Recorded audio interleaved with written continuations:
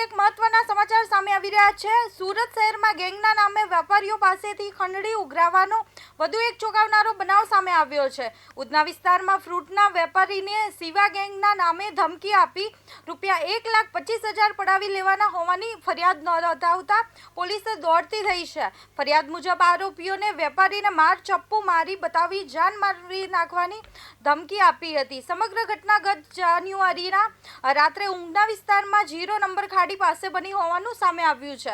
ફરિયાદી કેસર અલી સૈયદ પોતાના મિત્ર સાથે ધંધાની વાતચીત કરી રહ્યા હતા ત્યારે બુલેટ અને મોપેડ પર આવેલા શખ્સોએ સુરતમાં ધંધો કરવો હોય તો શિવા ગેંગને પૈસા આપવા પડશે કઈ ધમકી આપી હતી। શરૂઆતમાં ₹50,000ની માંગણી બાદ ડરના કારણે વેપારીએ ₹25,000 આપ્યા હતા।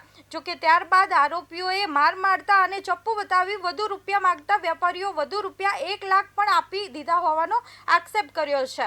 આ મામલે ઉધના પોલીસે શિવરાજસિંહ ઉર્ફે શિવો દરમિયાન ઝાલા સહિત 5 આરોપીઓની સામે ભારતીય ન્યાય સંહિતાના વિવિધ કલમો હેઠળ ગુનો નોંધી તપાસ શરૂ કરી છે।